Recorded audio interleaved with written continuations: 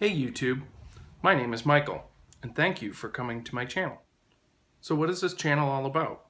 Video subjects like model railroading, gardening, home improvement, miscellaneous, computers, who knows.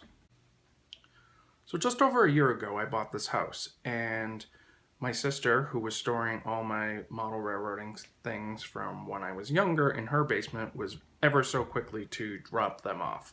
And they have been sitting in boxes in the basement ever since I moved in. So now that I feel a little bit more established in this house, I feel like it's time to get back into the hobby. But a lot's changed since I was a teenager working in my parents' barn and playing around with purely a DC system. There's been a lot of technology changes, and I'm looking forward to potentially putting those into my own railroad.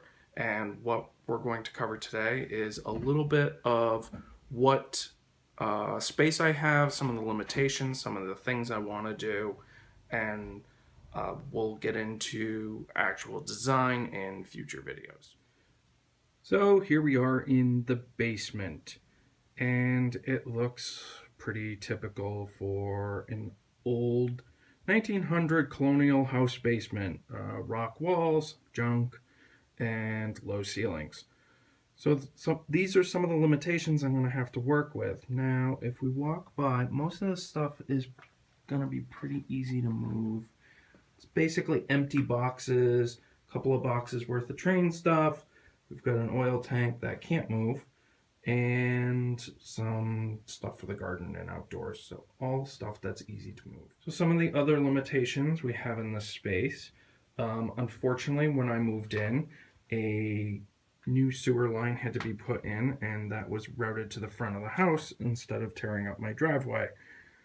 So that is something I'm going to have to work around. Here's where it goes out of the house, and there's a clean out there, so I need to make sure that that's accessible. The next clean out really isn't until it gets way down behind the storage down there, so that's not too bad. If we look, these wrapped pipes are steam pipes, and they get very hot, which I'm glad that they're wrapped because I'm sure I will eventually bump my head on them, and I'd prefer not to get burned.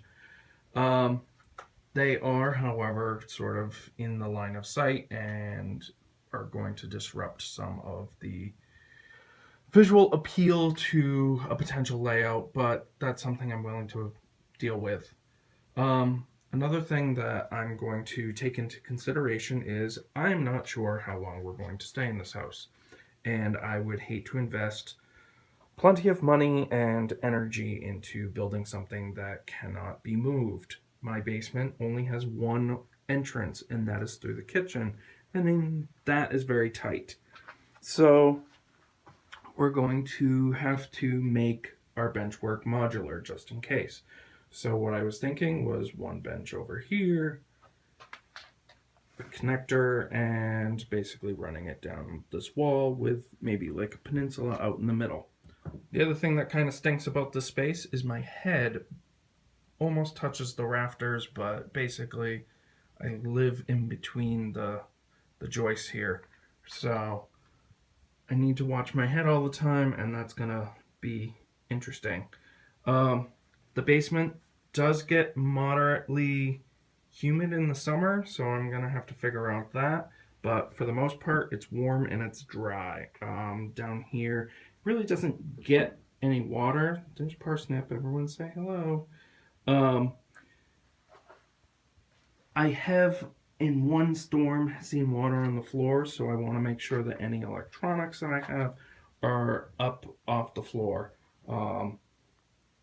So that's really kind of where I am with the project. I just kind of have to clean this out. Hopefully in a few more videos we'll have some designs of bench work, and I can at least start to get some tables down where I can mess around with some track.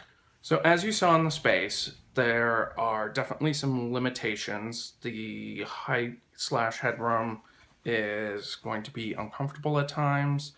I've got to work around my new sewer pipe. There are steam pipes above, one of which leaks. There's definitely a whole bunch of things to consider with this layout. I want to make the layout modular. I would like it to be DCC. I would like it to be computer controlled. I would like scenery sound, scenery lighting. I think all these things can help improve the visualization of the layout and help detract from the space and help add some realism. So what kind of layout do I want? Well, I've always had HO, and most of everything that I already have is in HO.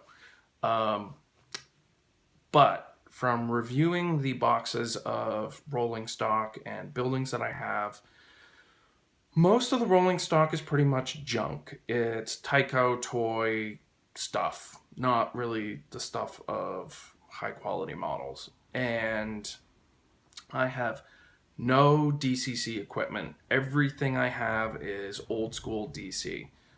That's not to say that it can't be upgraded, but most of it came out of toy train sets or just random locos that I bought. DCC wasn't really affordable when I was doing this previously, and now it's pretty much commonplace. So one of the questions that I have seen all over the internet is, with space limitations, should you go with N or HO? N definitely will give you much more bang for your buck. But to be honest, I'm a very big HO fan. And I'm willing to try to make it work in my space. Now, does that limit me to point-to-point operation or a loop-de-loop? We will just have to see once I sort of get some base bench work down and play around with some track designs on the computer. So hopefully in the future I will have a better understanding of should I go N or stay HO and keep everything that I have or get rid of it. And look forward to future videos. Thanks for watching.